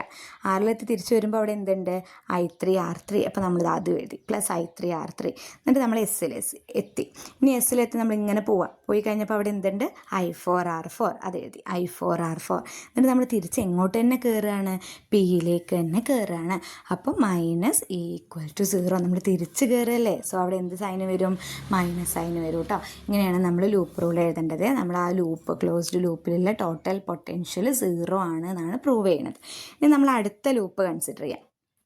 അടുത്ത ലൂപ്പ് ഏതാ വരുന്നത്, ഈ ലൂപ്പാണ്. പിയിലെത്തി, ക്യൂവിലെത്തി, ടിയിലെത്തി, യുവിലെത്തി, തിരിച്ച് പിയിലേക്ക് തന്നെ വരികയാണ്. അപ്പോൾ ഇവിടെ ആദ്യം എന്താ ഉള്ളത്, I1 R1. അത് എഴുതിയതാ I1 R1 പ്ലസ് പിന്നെ ഇവിടെ എന്തുണ്ട്, I2 R2. അത് എഴുതി പ്ലസ് പിന്നെ നമ്മൾ ഇങ്ങോട്ട് പോകുന്നില്ലല്ലോ, ഈ ഒരു ഏരിയയ്ക്ക് നമ്മൾ പോകുന്നില്ല, നമ്മളിത് ഇങ്ങോട്ടല്ലേ പോണത്. അപ്പോൾ നമ്മളവിടെ എന്ത് എഴുതി, I4 R4. തിരിച്ച് പിയിലേക്ക് തന്നെ കയറുകയാണ്. So -E=0. അങ്ങനെയാണ് നമ്മൾ പ്രൂവ് ചെയ്യണത് കേട്ടോ. ഓരോ ക്ലോസ്ഡ് ലൂപ്പിലെയും പൊട്ടൻഷ്യൽ ഡിഫറൻസ് 0 ആണെന്ന് പ്രൂവ് ചെയ്യാണ്. ഇനി അതേപോലെ തന്നെ മൂന്നാമത്തെ ലൂപ്പ് കൺസിഡർ ചെയ്യാം. മൂന്നാമത്തെ ലൂപ്പ് ഇതാണ് QRSTQ. ക്യൂന്നെത്തി, ക്യൂവിൽ തുടങ്ങി, ആറിലെത്തി, എസ്സിലെത്തി, ടിയിലെത്തി, തിരിച്ച് ക്യൂവിലേക്ക് തന്നെ പോവാം. അപ്പോൾ ഇവിടെ എന്താ ആദ്യമുള്ളത്, I3 R3. അത് എഴുതി. എന്തുകൊണ്ടാണ് -I2 R2 നമ്മൾ എഴുതാൻ കാരണം, തിരിച്ച് കയറുകയാണല്ലേ ക്യൂവിലേക്ക്, ഓപ്പോസിറ്റ് ഡയറക്ഷനിലാണ് നമ്മൾ വരുന്നത്. ഇങ്ങനെയാണ്. എന്നിട്ട് നമ്മൾ ഇങ്ങോട്ട് പോയി തിരിച്ച് മുകളിലേക്ക് കയറുകയാണ്. So -I2 R2 = 0. ഇങ്ങനെയാണ് കേട്ടോ കിർച്ചോഫ് ലോ ചോദിച്ചു കഴിഞ്ഞാൽ എഴുതേണ്ടത്. ഫസ്റ്റ് ലോ എഴുതണം, സെക്കൻഡ് ലോ എഴുതണം. ഫസ്റ്റ് ലോ നമ്മൾ ജംഗ്ഷൻ റൂൾ എന്ന് വിളിക്കും, സെക്കൻഡ് ലോനെ നമ്മൾ ലൂപ്പ് റൂൾ എന്ന് വിളിക്കും. ജംഗ്ഷൻ റൂൾ എന്നുള്ളതുകൊണ്ട് എന്താ ഉദ്ദേശിക്കുന്നത്, ഒരു ജംഗ്ഷനിലേക്ക് ടോട്ടലി വരുന്ന കറണ്ടും ആ ജംഗ്ഷനിൽ തിരിച്ചു പോകുന്ന കറണ്ടും ഈക്വൽ ആയിരിക്കും. അല്ലെങ്കിൽ ഒരു ജംഗ്ഷനിലുള്ള ടോട്ടൽ കറണ്ട് 0 ആയിരിക്കും. ഇനി നമ്മുടെ പൊട്ടൻഷ്യൽ ഡിഫറൻസിൻ്റെ കേസിൽ പറയുന്നത് ഏതാണ്, ലൂപ്പ് റൂളാണ്. കിർച്ചോഫിൻ്റെ സെക്കൻഡ് ലോ ആണല്ലേ. അതാണെങ്കിൽ ഒരു ക്ലോസ്ഡ് ലൂപ്പ് കൺസിഡർ ചെയ്യുക, അതിലുള്ള ടോട്ടൽ പൊട്ടൻഷ്യൽ ഡിഫറൻസിൻ്റെ സം എന്തായിരിക്കും എന്നാണ് പറഞ്ഞത്, 0 ആയിരിക്കും എന്നാണ് പറഞ്ഞത് കേട്ടോ. നമുക്ക് അടുത്ത ക്വസ്റ്റ്യൻ ഉണ്ടായിരുന്നത് വീറ്റ്സ്റ്റോൺ ബ്രിഡ്ജ് അല്ലേ. വീറ്റ്സ്റ്റോൺ ബ്രിഡ്ജ് എന്ന് പറഞ്ഞാൽ ഇതാണ്, ഈ ഒരു എക്സ്പെരിമെൻ്റൽ സെറ്റപ്പാണ് കേട്ടോ. നമുക്ക് അൺനോൺ റെസിസ്റ്റൻസ് ഒക്കെ കണ്ടുപിടിക്കാൻ വേണ്ടിയിട്ടാണ് നമ്മൾ യൂസ് ചെയ്യുന്നത്. 4 റെസിസ്റ്റൻസ് ഉണ്ട്, ആ 4 നമ്മൾ പാരലലായിട്ട് കണക്ട് ചെയ്തിട്ടുണ്ട്. എന്നിട്ട് നമ്മൾ നേരത്തെ ചെയ്ത പോലെ തന്നെ ലൂപ്പ് റൂളാണ് അപ്ലൈ ചെയ്യണത് കേട്ടോ. ആദ്യം നമ്മൾ ലൂപ്പ് റൂൾ അപ്ലൈ ചെയ്യണത് ABDAയിലാണിത്. ABDAയിലാണ് നമ്മൾ ആദ്യം ലൂപ്പ് റൂൾ അപ്ലൈ ചെയ്യണത്. AB ഇവിടെ D വരും, ABDA ഈ ഒരു ഏരിയയിലാണ് നമ്മൾ ആദ്യമായിട്ട് ഈ ഒരു ട്രയാങ്കിളാണ് ആദ്യം നമ്മൾ കൺസിഡർ ചെയ്യാൻ പോകുന്നത്. അവിടെ നമുക്ക് എങ്ങനെയാണ് ലൂപ്പ് റൂൾ അപ്ലൈ ചെയ്യണമെന്ന് നോക്കാം. നമ്മൾ നേരത്തെ പറഞ്ഞ പ്രകാരം I1P ആദ്യം Aന്ന് തുടങ്ങി Bയിലെത്തി, ഇവിടെയാണ് D വരുന്നത്. Dയിലെത്തി, Aയിൽ തുടങ്ങി, Bയിലെത്തി, ഡിയിലെത്തി, തിരിച്ച് എയിലേക്ക് തന്നെ കയറുക. അപ്പോൾ ഇവിടെ ആദ്യം എന്താ ഉള്ളത്, I1P. അപ്പോൾ അത് എഴുതി കേട്ടോ. പിന്നെ നമ്മൾ ബിയിലെത്തി കഴിഞ്ഞാൽ പിന്നെ നമ്മളിങ്ങനെ ഇറങ്ങി വരില്ല. ഇറങ്ങി വരുമ്പോൾ ഇവിടെ എന്തുണ്ട്, ഒരു IG ഉണ്ട്, G ഉണ്ട്. അപ്പോൾ അത് IG എന്ന് എഴുതി. എന്നിട്ട് നമ്മൾ ഡിയിലെത്തി, ഇവിടെയാണ് ഡിയിലെത്തിയിട്ട് നമ്മൾ തിരിച്ചിങ്ങനെ പോകണ്ടേ. നോക്കിയാൽ I3 വരുന്ന ആരോ മാർക്ക് താഴ്ത്തിക്കുക, അതിൻ്റെ ഓപ്പോസിറ്റായിട്ടാണ് നമ്മൾ പോകണേ. അപ്പോൾ ചിഹ്നം എന്ത് കൊടുക്കണം, -I3R = 0 എന്ന് കൊടുക്കണം. അങ്ങനെ ആ ലൂപ്പ് എഴുതി. നമ്മൾ അടുത്ത ലൂപ്പ് എഴുതുകയാണ് BD BCDB. ഈ ലൂപ്പ് എഴുതാണ്. ബിയിൽ തുടങ്ങി സിയിലെത്തി, ഇവിടെ ഡിയിലെത്തി, തിരിച്ച് നമ്മൾ ബിയിലേക്ക് തന്നെ എത്തുന്ന ലൂപ്പ് എഴുതാണ്. അത് എഴുതുമ്പോൾ നമ്മളിങ്ങനെ എഴുതാം, നമുക്ക് നോക്കാം കേട്ടോ. ആദ്യം നമ്മളിതാ ബിയിൽ തുടങ്ങി നമ്മൾ സിയിലേക്ക് പോവുകയാണ്. സിയിലേക്ക് പോകുമ്പോൾ അവിടെ എന്തുണ്ട്, I2X ഉണ്ട്, എഴുതി അപ്പോൾ നമ്മളങ്ങനെ സിയിലെത്തി തിരിച്ച് നമ്മളിങ്ങനെ ഇറങ്ങി വന്ന് എവിടെ എത്തുകയാണ്, ഇവിടെയാണ് ഡി ഉള്ളത്, ഡിയിലേക്ക് എത്തുകയാണ്. ഡിയിലേക്ക് എത്തുമ്പോൾ ഇവിടെ ഒരു S ഉണ്ട് അല്ലേ, ഇവിടെ ഒരു ടേമിൻ്റെ കുറവുണ്ട് കേട്ടോ. അവിടെ എന്താണ്, I4 ഉണ്ട്, I4 ഇവിടെ ഉണ്ട്. അപ്പോൾ നമ്മൾ എന്ത് എഴുതണം, I4S. എന്തുകൊണ്ടാണ് അത് മൈനസ് ആയി നോക്കുക. I4ൻ്റെ ചിഹ്നം നമ്മൾ ആരോ മാർക്ക് ഇങ്ങോട്ടാണ് വരുന്നത് കേട്ടോ, ഓപ്പോസിറ്റ് ഡയറക്ഷനിലാണ്. അങ്ങനെ I4S. എന്നിട്ട് തിരിച്ച് നമ്മളിതാ ബിയിലേക്ക് തന്നെ കയറുമ്പോൾ അവിടെ എന്ത് വരും, IG ഉണ്ട്, G ഉണ്ട്. അതെന്തുകൊണ്ടാണ് മൈനസ് ആയത്, ഈ ആരോ മാർക്ക് നോക്കിയേ ഓപ്പോസിറ്റ് ആയിട്ടല്ലേ വരുന്നത്. അപ്പോൾ അവിടെ എന്ത് കൊടുക്കുക, IGG = 0. അങ്ങനെ നമ്മൾ 2 ലൂപ്പ് കൺസിഡർ ചെയ്ത് കഴിഞ്ഞു. ഈ രണ്ട് ലൂപ്പിൽ നിന്ന് നമുക്ക് I1 = I2 എന്നും I3 = I4 എന്നും കിട്ടും. അങ്ങനെയാണെങ്കിൽ I1P = I3R ആണ്, I2X = I4S ആണ്. ഇനി ഈ രണ്ട് ഇക്വേഷനും കൂടെ നമ്മൾ ഡിവൈഡ് ചെയ്യുക. ഡിവൈഡ് ചെയ്യുമ്പോൾ എന്ത് വരും? I1P ബൈ ഈ ഇക്വേഷൻ നമ്മൾ ഇങ്ങനെ അങ്ങ് ഡിവൈഡ് ചെയ്യുകയാണ്. അപ്പോൾ I1P ബൈ I2X എന്ന് വരും. ബാക്കി ഇവിടെ എന്തുണ്ട്? I3R ബൈ I4S എന്ന് വരും. എന്നിട്ട് നമ്മൾ ഈ കറണ്ടിൻ്റെ ടേമൊക്കെ കളഞ്ഞു കഴിഞ്ഞാൽ ബാക്കി അവിടെ എന്തുണ്ട്? P/X = R/S എന്ന് വരും. ഈ ഒരു വീറ്റ്സ്റ്റോൺ ബ്രിഡ്ജിൻ്റെ ബാലൻസിങ് കണ്ടീഷനാണ് ഇത് കേട്ടോ. ഇനി അടുത്ത ക്വസ്റ്റ്യൻ ഈ ഒരു ഏരിയയിൽ നിന്ന് നമ്മളോട് പാർട്ട് സിയിൽ ചോദിച്ചിട്ടുള്ളത്. പാർട്ട് സിയിൽ എന്താ ചോദിച്ചിട്ടുള്ളത് നോക്കാം. Explain the working of A moving coil galvanometer. ഒരു മൂവിങ് കോയിൽ ഗാൽവനോമീറ്ററിൻ്റെ വർക്കിംഗ് ആണ്. അതിൻ്റെ ക്വസ്റ്റ്യൻ ആയിട്ട് വന്നിട്ടുള്ളത് VI ക്യാരക്ടറിസ്റ്റിക്സ് ഓഫ് എ ഡയോഡാണ്. ഒരു ഡയോഡിൻ്റെ VI ക്യാരക്ടറിസ്റ്റിക്സും അതേപോലെ തന്നെ അതിൻ്റെ ക്വസ്റ്റ്യൻ ആയിട്ട് മൂവിങ് കോയിൽ ഗാൽവനോമീറ്ററാണ് ചോദിച്ചിട്ടുള്ളത് കേട്ടോ. നമുക്കത് ആൻസർ ചെയ്യാം. മൂവിങ് കോയിൽ ഗാൽവനോമീറ്റർ ചോദിച്ചു കഴിഞ്ഞാൽ ആദ്യം നമ്മൾ ചിത്രം വരയ്ക്കാം. ഈ ചിത്രം വരച്ചിട്ട് നമ്മൾ കറണ്ട് മെഷർ ചെയ്യാൻ വേണ്ടി യൂസ് ചെയ്യുന്ന ഡിവൈസാണ് കേട്ടോ ഈ മൂവിങ് കോയിൽ ഗാൽവനോമീറ്റർ എന്ന് പറഞ്ഞാൽ. കറണ്ട് മെഷർ ചെയ്യാനാണ് നമ്മൾ യൂസ് ചെയ്യുന്നത്. ഈ ഒരു എക്സ്പെരിമെൻ്റൽ സെറ്റപ്പിലൂടെ കറണ്ട് ഫ്ലോ ചെയ്യുന്ന സമയത്ത് ഇവിടെ ഒരു ടോർക്ക് ഉണ്ടാവും. ആ ടോർക്കിനെയാണ് NIAB എന്ന് പറയുക. Tau = NIAB. എന്നിട്ട് നമ്മൾ നോട്ടിൽ നോക്കിയാൽ നമുക്ക് മനസ്സിലാവും ഓരോ ടേംസും എന്താണ് നമ്മൾ താഴെ എഴുതി വയ്ക്കുക. നോക്കുന്ന സമയത്ത് ഈ ക്ലാസ് കേൾക്കുന്ന സമയത്ത് നോട്ട് കയ്യിൽ വെക്കുക കേട്ടോ. ആദ്യം നമ്മൾ ചിത്രം പഠിക്കുക. ചിത്രത്തിൽ നമ്മൾ പറയുക ഇത് കറണ്ട് മെഷർ ചെയ്യാൻ വേണ്ടിയിട്ടാണ് യൂസ് ചെയ്യുന്നതെന്ന് എഴുതുക ആദ്യത്തെ പോയിൻ്റായിട്ട്. എന്നിട്ട് പറയുക ഈ ഒരു ഇതിലൂടെ കറണ്ട് പാസ് ചെയ്യുന്ന സമയത്ത് ഇവിടെ ഒരു ടോർക്ക് ഉണ്ടാവും. ആ ടോർക്കിനെ നമുക്ക് ടോ എന്ന് റെപ്രസെൻറ്റ് ചെയ്യാം. ടോ = NIAB ആണ്. ഇതിൽ N എന്ന് വെച്ച് കഴിഞ്ഞാൽ നമ്പർ ഓഫ് ടേൺസ് ആണ്, ചുറ്റുകളുടെ എണ്ണമാണ്. കറണ്ടാണ് I വരുന്നത്. A എന്ന് പറഞ്ഞാൽ കോയിലിൻ്റെ ഏരിയ ആണ്. B എന്ന് പറഞ്ഞാൽ മാഗ്നറ്റിക് ഫീൽഡാണ്. ഇനി ഈ ടോർക്ക് കാരണം ഈ ഒരു കോയിൽ എന്ത് ചെയ്യും? റൊട്ടേറ്റ് ചെയ്യും. അങ്ങനെ അവിടെ ഒരു റീസ്റ്റോറിങ് ടോർക്ക് പ്രൊഡ്യൂസ് ചെയ്യും ഈ സ്പ്രിങ്ങിൽ. ഇപ്പം എന്താ നമ്മൾ പറഞ്ഞത്? കറണ്ട് മെഷർ ചെയ്യാൻ വേണ്ടി ഇത് യൂസ് ചെയ്യണു. ഇതിനകത്ത് കൂടെ കറണ്ട് പോകുന്ന സമയത്ത് അവിടെ ഒരു ടോർക്ക് ഉണ്ടാവുന്നു. ഈ ടോർക്ക് കാരണം കൊണ്ട് നമ്മുടെ കോയിൽ എന്ത് ചെയ്യും? റൊട്ടേറ്റ് ചെയ്യും. അങ്ങനെ ഇവിടെയുള്ള സ്പ്രിങ്ങിൽ ഒരു റീസ്റ്റോറിങ് ടോർക്ക് ഡെവലപ്പ് ചെയ്യും. ആ റീസ്റ്റോറിങ് ടോർക്കിനെയാണ് C⁻θ എന്ന് പറയുന്നത്. ഇതിൽ C couple per unit twist ആണ്. തീറ്റ എന്ന് പറഞ്ഞാൽ ആംഗിൾ ഓഫ് ഡിഫ്ലക്ഷൻ ആണ്. ഇനി ഇക്വിലിബ്രിയം പൊസിഷനിൽ ഇക്വിലിബ്രിയത്തിലാവണ സമയത്ത് ഈ ടോർക്കും റീസ്റ്റോറിങ് ടോർക്കും ഈക്വൽ ആയിരിക്കും. ഇക്വിലിബ്രിയത്തിൽ ടോർക്കും റീസ്റ്റോറിങ് ടോർക്കും ഈക്വൽ ആയിരിക്കും. അപ്പോൾ നമുക്ക് C⁻θ = NIAB എന്ന് എഴുതാൻ പറ്റും. അവിടെ നിന്ന് നമുക്ക് θ പ്രപ്പോർഷണൽ ടു I എന്ന് കിട്ടും. θ പ്രപ്പോർഷണൽ ടു I എന്ന് കിട്ടും കേട്ടോ. മൂവിങ് കോയിൽ ഗാൽവനോമീറ്റർ ഒരു റിപ്പീറ്റഡ് ക്വസ്റ്റ്യൻ ആണ്. നന്നായിട്ട് നോക്കണേ. ഇതിൻ്റെ ക്വസ്റ്റ്യൻ ആയിട്ടാണ് നമ്മളോട് VI characteristics of a diode ചോദിച്ചിട്ടുണ്ടായിരുന്നത്. VI ക്യാരക്ടറിസ്റ്റിക്സ് ഓഫ് ഡയോഡ് ചോദിച്ചാൽ നമ്മൾ ആദ്യമായി ഒരു ഗ്രാഫ് വരയ്ക്കുക. എന്നിട്ട് നമ്മൾ ഇതിലേക്ക് പറയേണ്ടത് എന്താണെന്ന് വെച്ചാൽ 0 ബയസ് ആയിട്ടുള്ള ഓരോ പോയിന്റുകൾ എഴുതുക കേട്ടോ. ആദ്യം എന്ന് പറഞ്ഞാൽ 0 ബയസിങ് കണ്ടീഷനിൽ പ്രത്യേകിച്ച് ഒരു എക്സ്റ്റേണൽ വോൾട്ടേജ് PN ജംഗ്ഷൻ ഡയോഡിലേക്ക് നമ്മൾ എന്ത് ചെയ്യുന്നില്ല? പ്രൊവൈഡ് ചെയ്യുന്നില്ല.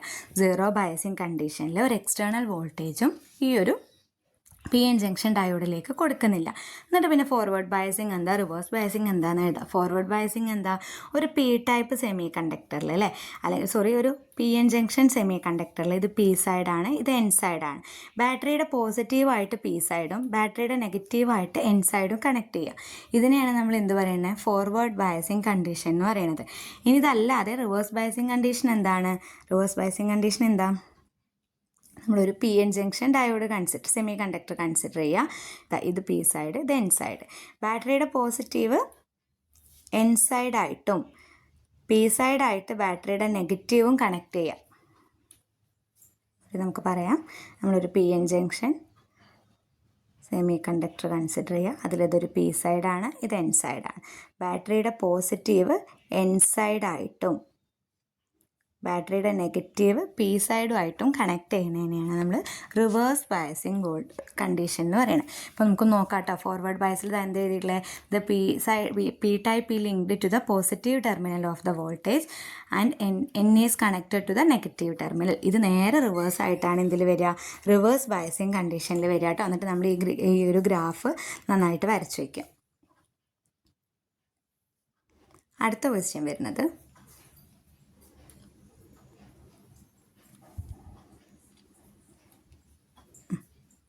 അടുത്ത question, write principles of laser, list any 3 applications of laser. ഒന്ന് പ്രിൻസിപ്പിൾ ഓഫ് ലേസർ എഴുതണം, പിന്നെ അതിൻ്റെ കുറച്ച് ആപ്ലിക്കേഷൻസ് എഴുതണം, പിന്നെ ഒന്ന് working of a helium neon ലേസറും എഴുതണം. ഇത് രണ്ടും ഓർ ക്വസ്റ്റ്യൻ ആയിട്ടാണ് വന്നിട്ടുള്ളത്. ഇപ്പോൾ നമുക്ക് നോക്കാം എങ്ങനെയാണ് പ്രിൻസിപ്പിൾസ് ഓഫ് ലേസർ വരുന്നതെന്നും എങ്ങനെയാണ് ഒരു ഹീലിയം നിയോൺ ലേസർ അതിനകത്തൊക്കെ എന്തൊക്കെ എഴുതണം എന്നുള്ളത് നോക്കാം കേട്ടോ. പ്രിൻസിപ്പിൾ ഓഫ് ലേസർ വരുമ്പോൾ നമ്മൾ ആദ്യം എനർജി ലെവൽസ് എഴുതണം. എനർജി ലെവൽസ് എന്ന് പറഞ്ഞാൽ ഒരു ആറ്റത്തിന് 2 എനർജി ലെവലാണുള്ളത്. ഒന്ന് അതിൻ്റെ ഗ്രൗണ്ട് സ്റ്റേറ്റും പിന്നെ ഒന്ന് അതിൻ്റെ എക്സൈറ്റഡ് സ്റ്റേറ്റും, അഥവാ ലോവസ്റ്റ് എനർജി ലെവലും ഹയസ്റ്റ് എനർജി ലെവലും ആണുള്ളത് അല്ലേ. ഇനി നമുക്ക് സ്റ്റിമുലേറ്റഡ് എമിഷൻ എന്താ, സ്പോണ്ടേനിയസ് എമിഷൻ എന്താ നോക്കാം. സ്റ്റിമുലേറ്റഡ് എമിഷൻ എന്ന് പറഞ്ഞു കഴിഞ്ഞാൽ ഒരു ആറ്റം, ആ ആറ്റം വേറൊരു ആറ്റത്തിനെ പോയിട്ട്, അല്ലെങ്കിൽ ഒരു ഫോട്ടോണ് വേറൊരു ആറ്റത്തിനെ പോയിട്ട് ഹിറ്റ് ചെയ്യുന്ന സമയത്ത്, അല്ലെങ്കിൽ എക്സൈറ്റഡ് ആയിട്ടുള്ള ഒരു ആറ്റത്തിനെ ചെന്ന് തട്ടുന്ന സമയത്ത് അതെന്ത് ചെയ്യും, ഗ്രൗണ്ട് സ്റ്റേറ്റിലേക്ക് ഇറങ്ങി വരും. നമ്മൾ പഠിച്ചിട്ടുണ്ടായിരുന്നു ഒരു ആറ്റത്തിനെ. നമുക്ക് നോക്കാം കേട്ടോ. 2 എനർജി ലെവലാണ് ഉള്ളത്. ഒന്ന് അതിൻ്റെ ഗ്രൗണ്ട് സ്റ്റേറ്റും പിന്നെ ഒന്ന് അതിൻ്റെ എക്സൈറ്റഡ് സ്റ്റേറ്റും. ഇപ്പോൾ ഈ ഗ്രൗണ്ട് സ്റ്റേറ്റിൽ ഇരിക്കുന്ന ഒരു ആറ്റം അതിന് കുറച്ച് എനർജി കിട്ടുമ്പോൾ ആ എനർജിയും കൊണ്ട് എങ്ങോട്ട് പോകും, എക്സൈറ്റഡ് സ്റ്റേറ്റിലേക്ക് പോകും. എന്നിട്ട് എക്സൈറ്റഡ് സ്റ്റേറ്റിൽ നിന്ന് കുറച്ച് സമയം കഴിയുമ്പോൾ തിരിച്ചത് അതിൻ്റെ ഗ്രൗണ്ട് സ്റ്റേറ്റിലേക്ക് തന്നെ തിരിച്ചിറങ്ങി വരും. അതിന് കിട്ടിയിട്ടുള്ള എനർജി ഉണ്ടല്ലോ, ഗ്രൗണ്ട് സ്റ്റേറ്റിൽ നിന്ന് കിട്ടിയിട്ടുള്ള എനർജി, ആ എനർജി മുഴുവൻ റിലീസ് ചെയ്തിട്ടാണ് ഈ എക്സൈറ്റഡ് സ്റ്റേറ്റിലുള്ള ആറ്റം തിരിച്ച് ഗ്രൗണ്ട് സ്റ്റേറ്റിലേക്ക് ഇറങ്ങി വരിക. ഇൻ ദ ഫോം ഓഫ് ഫോട്ടോണിൻ്റെ രൂപത്തിലൊക്കെ അതിനെ പുറത്തേക്ക് വിടും അല്ലേ. ഇങ്ങനെയാണ് നമ്മളത് പഠിച്ചിട്ടുള്ളത്. ഇപ്പം നോക്കിയാൽ ഈ എക്സൈറ്റഡ് സ്റ്റേറ്റിലാണ് ഈ ആറ്റം എന്ന് വിചാരിക്കുക. ആ ആറ്റത്തിന് 2 രീതിയിലാണ് താഴത്തേക്ക് ഇറങ്ങാൻ പറ്റുക. ഒന്ന് സ്റ്റിമുലേറ്റഡ് എമിഷൻ വഴിയും പിന്നെ ഒന്ന് സ്പോണ്ടേനിയസ് എമിഷൻ വഴിയും. സ്റ്റിമുലേറ്റഡ് എമിഷൻ എന്ന് പറഞ്ഞു കഴിഞ്ഞാൽ നമ്മൾ എന്തെങ്കിലും ഒരു കാരണം കൊണ്ട് സ്റ്റിമുലേറ്റ് ചെയ്യിക്കും. അപ്പോൾ ഒരു ആറ്റം വേറൊരു ആറ്റത്തിനെ പോയിട്ട് ഹിറ്റ് ചെയ്യുന്ന സമയത്ത്, ഇടിക്കുന്ന സമയത്ത് അതിൻ്റെ എനർജി ആ ആറ്റത്തിലേക്ക് കൊടുക്കും. ആ എനർജിയൊക്കെ കിട്ടിയിട്ട് സ്റ്റിമുലേറ്റ്, അതായത് വേറൊരു ആറ്റം വഴി നമുക്ക് സ്റ്റിമുലേറ്റ് ചെയ്തിട്ട് തിരിച്ച് താഴത്തേക്ക് ഇറങ്ങി വരുന്ന പ്രോസസ്സിനെയാണ് സ്റ്റിമുലേറ്റഡ് എമിഷൻ എന്ന് പറയുക. ഇപ്പോൾ എക്സൈറ്റഡ് സ്റ്റേറ്റിൽ ഇരിക്കുന്ന ഒരു ആറ്റം, അതിന് നല്ല എനർജി ഹയസ്റ്റ് എനർജി സ്റ്റേറ്റിലാണ് അത് ഇരിക്കുന്നത്, അതിന് താഴത്തേക്ക് ഇറങ്ങി വരണം. അപ്പോൾ വേറൊരു ആറ്റം വന്ന് ഇതിനെ ഇടിച്ചിട്ട് അതിൻ്റെ എനർജി ഫുള്ളി ആറ്റം അതിലേക്ക് കൊടുത്ത് ആ എനർജി കിട്ടി താഴത്തേക്ക് ഇറങ്ങി വരുന്നതിനെയാണ് നമ്മൾ സ്റ്റിമുലേറ്റഡ് എമിഷൻ എന്ന് പറയുക. പക്ഷേ സ്പോണ്ടേനിയസ് എമിഷനിൽ എന്താ വരുന്നതെന്ന് വെച്ചാൽ പ്രത്യേകിച്ചൊരു എക്സ്റ്റേണൽ സപ്പോർട്ടൊന്നും ഇല്ലാണ്ട്, എക്സ്റ്റേണലായിട്ട് ഇങ്ങനത്തെ ഒരു എനർജി നമ്മളിങ്ങനെ ട്രാൻസ്ഫർ ഒന്നും ചെയ്യാതെ ഒരു ആറ്റം താഴത്തേക്ക് ഗ്രൗണ്ട് സ്റ്റേറ്റിലേക്ക് ഇറങ്ങി വരുന്ന പ്രോസസ്സിനെയാണ് നമ്മൾ എന്ത് വിളിക്കുന്നത്, സ്പോണ്ടേനിയസ് എമിഷൻ എന്ന് വിളിക്കുന്നത്. അതാണ് സ്പോണ്ടേനിയസ് എമിഷൻ. അപ്പോൾ എന്തായിരുന്നു സ്റ്റിമുലേറ്റഡ് എമിഷൻ? ഇപ്പോൾ ഗ്രൗണ്ട് സ്റ്റേറ്റിലുള്ള ഒരു ആറ്റം അതിന് കിട്ടിയ എനർജി കൊണ്ട് എക്സൈറ്റഡ് സ്റ്റേറ്റിലേക്ക് പോകുന്നു. ഇപ്പോൾ നിലവിലെ ആറ്റം എവിടെയുള്ള എക്സൈറ്റഡ് സ്റ്റേറ്റിലല്ലേ. ഈ എക്സൈറ്റഡ് സ്റ്റേറ്റിലുള്ള ഒരു ആറ്റം വിചാരിക്കാം, കുറച്ച് ആറ്റങ്ങൾ എക്സൈറ്റഡ് സ്റ്റേറ്റിലാണ്, അതിലൊരാറ്റം വേറെ ആറ്റത്തിനെ പോയി ഹിറ്റ് ചെയ്യുകയാണ്. അപ്പോൾ അതിൻ്റെ എനർജി സ്വാഭാവികമായിട്ട് അത് ആർക്ക് കൊടുക്കും, അത് ഏത് ആറ്റത്തിനെയാണോ ഇടിച്ച ആ ആറ്റത്തിന് കൊണ്ട് കൊടുക്കും അല്ലേ. ആ കിട്ടിയ എനർജിയും കൊണ്ട് ഈ ആറ്റം തിരിച്ച് താഴത്തേക്ക് വരും, അതായത് വേറൊരു ആറ്റത്തിൻ്റെ ഹെൽപ്പോടെ വന്നതല്ലേ. അതിനെയാണ് നമ്മൾ സ്റ്റിമുലേറ്റഡ് എമിഷൻ എന്ന് വിളിക്കുന്നത്. പക്ഷേ സ്പോണ്ടേനിയസ് എമിഷൻ്റെ കേസിൽ ഇങ്ങനെ എക്സ്റ്റേണൽ ആയിട്ടൊരു ഹെൽപ്പൊന്നും ഇല്ലാണ്ട് സ്വമേധയാ ഒരു ആറ്റം തിരിച്ച് താഴത്തേക്ക് ഇറങ്ങി വരുന്ന പ്രോസസ്സിനെയാണ് നമ്മൾ സ്പോണ്ടേനിയസ് എമിഷൻ എന്ന് വിളിക്കുക കേട്ടോ. ഇനി പോപ്പുലേഷൻ ഇൻവേർഷനാണ് നമ്മൾ അതിൽ എഴുതേണ്ടത്. പോപ്പുലേഷൻ ഇൻവേർഷൻ എന്ന് പറഞ്ഞാൽ ഗ്രൗണ്ട് സ്റ്റേറ്റിനെക്കാട്ടും കൂടുതൽ ആറ്റം എക്സൈറ്റഡ് സ്റ്റേറ്റിലാവുന്ന condition. Number of atoms in the ground state is greater than that of the ground സ്റ്റേറ്റിനെക്കാട്ടും കൂടുതൽ ആറ്റം എക്സൈറ്റഡ് സ്റ്റേറ്റിൽ ഉണ്ടാവുന്ന പ്രോസസ്സ് കേട്ടോ. Number of atoms in the excited state is greater than that of the ground state. Ground സ്റ്റേറ്റിനെക്കാട്ടും കൂടുതൽ atom എവിടെ ഉണ്ടാവുക, excited സ്റ്റേറ്റിൽ ഉണ്ടാവുക കേട്ടോ. ആ പ്രോസസ്സിനെയാണ് നമ്മൾ എന്ത് വിളിക്കുക, പോപ്പുലേഷൻ ഇൻവേർഷൻ എന്ന് വിളിക്കുക കേട്ടോ. There are more atoms in the excited state than in the ground state കേട്ടോ. ഇനി ആപ്ലിക്കേഷൻസ് ഓഫ് ലേസർ. ലേസറിന് ഒരുപാട് ആപ്ലിക്കേഷൻസ് ഉണ്ട്. അതിൽ ഏതെങ്കിലും ഒരു 4-5 പഠിച്ചു വെക്കുക കേട്ടോ. ലേസർ പ്രിൻറ്റേഴ്സ് ഉണ്ട്, ലേസർ മൈക്കുകളുണ്ട്, പിന്നെ ലേസറിൽ കുറേ ട്രീറ്റ്മെൻറ്റ്സ് ഒക്കെ ഇല്ലേ, മെഡിക്കൽ ഫീൽഡിലൊക്കെ ലേസർ യൂസ് ചെയ്യുന്നില്ലേ. നമ്മുടെ നോട്ടിൽ ഒരുപാട് ആപ്ലിക്കേഷൻസ് ഉണ്ട്. ഏതെങ്കിലും കുറച്ചൊരു 3-4 നന്നായിട്ട് വൃത്തിക്ക് പഠിച്ചു വയ്ക്കുക. അടുത്തത് വേണ്ടത്, അതിൻ്റെ ഓർ ക്വസ്റ്റനായിട്ട് നമ്മളോട് ചോദിച്ചിട്ടുണ്ടായിരുന്നത് ഹീലിയം നിയോൺ ലേസറിൻ്റെ വർക്കിംഗ് ആയിരുന്നു അല്ലേ.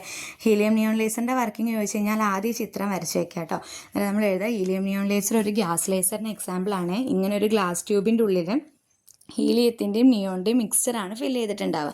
പിന്നെ ഈ ട്യൂബിൻ്റെ 2 അറ്റത്തുമായിട്ട് മിറേഴ്സ് സെറ്റ് ചെയ്തിട്ടുണ്ട്. അതിലൊന്ന് കംപ്ലീറ്റ്ലി സിൽവേർഡ് ആയിരിക്കും, ഒന്ന് പാർഷ്യലി സിൽവേർഡ് ആയിരിക്കും. ഇനി നമ്മൾ എന്താ ചെയ്യേണ്ടത്, ഇതിൻ്റെ ഉള്ള വർക്കിംഗ് മിക്സ്ചർ അല്ലെങ്കിൽ വർക്കിംഗ് സബ്സ്റ്റൻസ് എന്ന് പറയുന്നത് ഹീലിയത്തിൻ്റെയും നിയോണിൻ്റെയും മിക്സ്ചർ ആയിരിക്കും. അതായത് ഈ ഒരു ഭാഗത്ത് നമ്മൾ ഫില്ല് ചെയ്തിട്ടുള്ളത് ഹീലിയത്തിൻ്റെയും നിയോണിൻ്റെയും മിക്സ്ചറാണ് കേട്ടോ. എന്നിട്ട് നമ്മളത് എങ്ങനെ വർക്ക് ചെയ്യണമെന്ന് ചോദിച്ചു കഴിഞ്ഞാൽ, ഈ ഇലക്ട്രോൺസ് ഇല്ലേ, ഈ ഇലക്ട്രോൺസ് ഹീലിയം ആറ്റം നമ്മൾ ഇതിനകത്തേക്ക് ഒരു സപ്ലൈ കൊടുക്കുന്ന സമയത്ത് ഇതിൻ്റെ ഉള്ളിലുള്ള ഇലക്ട്രോൺസ് ഹീലിയം ആറ്റത്തിനെ എക്സൈറ്റ് ചെയ്യിക്കും. അങ്ങനെ ഹീലിയം ആറ്റത്തിന് കിട്ടിയ എനർജിയും കൊണ്ട് അത് എവിടെ പോവും? അതിൻ്റെ ഹയർ എനർജി സ്റ്റേറ്റിലേക്ക് പോവും. ആ ഹയർ എനർജി സ്റ്റേറ്റിൽ വെച്ച് അത് നിയോൺ ആറ്റമായിട്ട് കൊളൈഡ് ചെയ്യും, നിയോൺ ആറ്റമായിട്ട് കൂട്ടിമുട്ടും. അങ്ങനെ ഹീലിയം അതിൻ്റെ എനർജി മുഴുവൻ ആർക്ക് കൊടുക്കും? നിയോണിന് കൊടുക്കും. എന്നിട്ട് നിയോൺ അതിൻ്റെ എക്സൈറ്റഡ് എനർജി സ്റ്റേറ്റിലേക്ക് പോവും. അങ്ങനെ സ്പോണ്ടേനിയസ് എമിഷൻ നടക്കും. ഇങ്ങനെ സ്പോണ്ടേനിയസ്ലി ഇപ്പം നിയോണിലെ തിരിച്ച് അതിൻ്റെ ഗ്രൗണ്ട് സ്റ്റേറ്റിലേക്ക് ഇറങ്ങി വരണ്ടേ, അങ്ങനെ ഇറങ്ങി വരുന്നത് സ്പോണ്ടേനിയസ് എമിഷൻ വഴിയാണ്. അങ്ങനെ പുറത്തേക്ക് പോന്നിട്ടുള്ള ഫോട്ടോൺസ്, സ്പോണ്ടേനിയസ് എമിഷൻ വഴി പുറത്തേക്ക് പോന്നിട്ടുള്ള ഫോട്ടോൺസ് ഒക്കെ എന്ത് ചെയ്യും? ഇതിനുള്ളിൽ കൂടി ഇങ്ങനെ തട്ടി നടക്കുക ചെയ്യാം. അതായത് ഇതിൻ്റെ ഉള്ളിലുള്ള മറ്റ് റേഡിയേഷനൊക്കെ ഈ ഫോട്ടോൺസ് സ്റ്റിമുലേറ്റ് ചെയ്യിക്കുന്നുണ്ട് കേട്ടോ. എന്നിട്ട് ആ റേഡിയേഷൻസൊക്കെ ഈ ട്യൂബിൻ്റെ ഉള്ളിൽ കൂടെ അങ്ങോട്ടും ഇങ്ങോട്ടും ഇങ്ങനെ നടക്കും. കാരണം രണ്ടറ്റത്തും എന്താണ്? മിറേഴ്സ് ആണല്ലേ, അതിങ്ങനെ റിഫ്ലക്റ്റ് ചെയ്തുകൊണ്ടേ ഇരിക്കും. എന്നിട്ട് അത് ആംപ്ലിഫൈ ചെയ്യണമൊക്കെ ഉണ്ട് കേട്ടോ. എന്നിട്ട് പാർഷ്യലി സിൽവേർഡ് ആയിട്ടുള്ള എൻഡിലൂടെ ഈ ലേസർ ലൈറ്റ് എന്ത് ചെയ്യുക ചെയ്യുന്നത്? പുറത്തേക്ക് വരിക ചെയ്യുന്നത്. പാർഷ്യലി സിൽവേർഡ് ആയിട്ടുള്ള ആ ട്യൂബിൻ്റെ ഒരു അറ്റത്തിലൂടെ ഈ ആറ്റംസൊക്കെ ഈ റേഡിയേഷൻ ലേസേഴ്സ് പുറത്തേക്ക് വരികയാണ് ചെയ്യുന്നത് കേട്ടോ. അതിൻ്റെ അഡ്വാൻറ്റേജ് എന്ന് പറയുന്നത് ലോ കോസ്റ്റ് ആണ്. എന്താണ്, ഗ്യാസ് ലേസർ കുറച്ചുകൂടെ കോമ്പാക്റ്റ് ആണ്, മോണോക്രോമാറ്റിക് ആയിട്ടുള്ള ലൈറ്റാണ് നമുക്ക് കിട്ടുന്നത്. ഒരുപാട് കാലം നമുക്ക് എന്ത് ചെയ്യാൻ പറ്റും? യൂസ് ചെയ്യാൻ പറ്റും. ഇപ്പോൾ ഹീലിയം നിയോൺ ലേസർ ചോദിച്ചു കഴിഞ്ഞാൽ ഒന്ന് മറക്കാതെ എഴുതേണ്ട കുറച്ച് പോയിൻറ്റ്സുകൾ.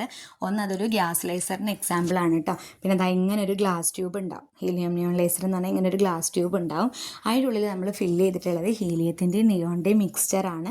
രണ്ടറ്റത്തായിട്ട് നമ്മൾ 2 മിറേഴ്സ് സെറ്റ് ചെയ്തിട്ടുണ്ടാവും. അതിൽ ഒരെണ്ണം കംപ്ലീറ്റ്ലി സിൽവേർഡും ഒരെണ്ണം എന്താണ്? പാർഷ്യലി സിൽവേർഡുമാണ്. എന്നിട്ട് നമ്മൾ ഇതിനകത്തേക്ക് പവർ കൊടുക്കുന്ന സമയത്ത് ഇലക്ട്രോൺസ് ഇല്ലേ, ഈ ഇലക്ട്രോൺസ് ഹീലിയം ആറ്റത്തിനെ എക്സൈറ്റ് ചെയ്യിക്കും. അങ്ങനെ കിട്ടിയ എനർജിയും കൊണ്ട് ഹീലിയം ആറ്റം അതിൻ്റെ ഹയർ എനർജി സ്റ്റേറ്റിലേക്ക് പോകും. അവിടെ വെച്ച് ആരുമായിട്ട് കൂട്ടിമുട്ടും? നിയോൺ ആറ്റമായിട്ട് കൂട്ടിമുട്ടും. എന്നിട്ട് ഈ ഹീലിയം ഉണ്ടല്ലോ, ഹീലിയം അതിൻ്റെ എനർജി ഫുൾ ആർക്ക് കൊടുക്കുകയാണ്? നിയോണിന് കൊടുക്കുകയാണ്. എന്നിട്ട് നിയോൺ അതിൻ്റെ എക്സൈറ്റഡ് എനർജി സ്റ്റേറ്റിലേക്ക് പോകും. സാധാരണ അങ്ങനെയല്ലേ, ഗ്രൗണ്ട് സ്റ്റേറ്റിൽ നിന്ന് എനർജി കിട്ടുമ്പോൾ ഒരു ആറ്റം അതിൻ്റെ എക്സൈറ്റഡ് സ്റ്റേറ്റിലേക്കല്ലേ പോവുക. അപ്പോൾ നിയോൺ ഹീലിയത്തിൻ്റെ അടുത്ത് നിന്ന് കിട്ടിയ എനർജിയൊക്കെ കൊണ്ട് അതിൻ്റെ എക്സൈറ്റഡ് സ്റ്റേറ്റിലേക്ക് പോകും. എന്നിട്ട് സ്പോണ്ടേനിയസ് എമിഷൻ നടക്കുക ചെയ്യാം. നമ്മൾ നേരത്തെ പറഞ്ഞിട്ടുണ്ടായിരുന്നു, പ്രത്യേകിച്ച് ഒരാളുടെ ഹെൽപ്പ് ഇല്ലാണ്ട് എക്സൈറ്റഡ് സ്റ്റേറ്റിലുള്ള ഒരു ആറ്റം തിരിച്ച് ഗ്രൗണ്ട് സ്റ്റേറ്റിലേക്ക് ഇറങ്ങി വരികയാണ് ചെയ്യാന്നല്ലേ സ്പോണ്ടേനിയസ് എമിഷൻ എന്നുള്ളതുകൊണ്ട് നമ്മളതാണ് ഉദ്ദേശിക്കുന്നത്. അങ്ങനെ സ്പോണ്ടേനിയസ് എമിഷൻ നടന്നുള്ള ഫോട്ടോൺസ് ഒക്കെ ഇല്ല, ആ ഫോട്ടോൺസ് മറ്റ് റേഡിയേഷൻസിനെയൊക്കെ സ്റ്റിമുലേറ്റ് ചെയ്യുകയും ഇങ്ങനെ ഉണ്ടായിട്ടുള്ള റേഡിയേഷൻസൊക്കെ ഈ ഒരു ഗ്ലാസ് ട്യൂബിൻ്റെ ഉള്ളിൽ ഈ ഒരു സ്പേസിൽ ഇങ്ങനെ അങ്ങോട്ടും ഇങ്ങോട്ടും തട്ടി നടക്കുക ചെയ്യുക. കാരണം എന്താ? മിറേഴ്സ് അല്ലേ, അപ്പോൾ അങ്ങോട്ടും ഇങ്ങോട്ടും ഇങ്ങനെ തട്ടി റിഫ്ലക്ഷൻസ് ഇങ്ങനെ സംഭവിക്കും. അങ്ങനെ അത് ആംപ്ലിഫൈ ആയിക്കൊണ്ടേയിരിക്കും. അങ്ങനെ ഈ പാർഷ്യലി സിൽവേർഡ് ആയിട്ടുള്ള എൻഡിലൂടെ, ട്യൂബിൻ്റെ പാർഷ്യലി സിൽവേർഡ് ആയിട്ട് മിറർ വെച്ചിട്ടുള്ള എൻഡിലൂടെ ഈ പറഞ്ഞിട്ടുള്ള ലേസർ ലൈറ്റ് എന്ത് ചെയ്യുകയാണ് ചെയ്യുക? പുറത്തേക്ക് വരികയാണ് ചെയ്യുന്നത് കേട്ടോ. അങ്ങനെയാണ് ഒരു ഹീലിയം നിയോൺ ലേസർ വർക്ക് ചെയ്യുന്നത്. ഈ ഹീലിയം നിയോൺ ലേസർ ഒരുപാട് തവണ റിപ്പീറ്റായിട്ട് ചോദിച്ചിട്ടുണ്ട്. അപ്പോൾ പ്രത്യേകം ശ്രദ്ധിക്കുക. ഹീലിയം നിയോൺ ലേസർ, അതേപോലെ തന്നെ നമ്മുടെ മൂവിംഗ് കോയിൽ ഗാൽവനോമീറ്റർ ഒക്കെ പലതവണയായിട്ട് റിപ്പീറ്റായിട്ട് ചോദിച്ചിട്ടുള്ളതാണ്. നമ്മുടെ നോട്ട് ഇത് കേൾക്കുന്ന സമയത്ത് നോട്ട് കയ്യിൽ വയ്ക്കുക. എന്നിട്ട് നോട്ട് നോക്കി നല്ല വൃത്തിയായിട്ട് പഠിക്കുക കേട്ടോ.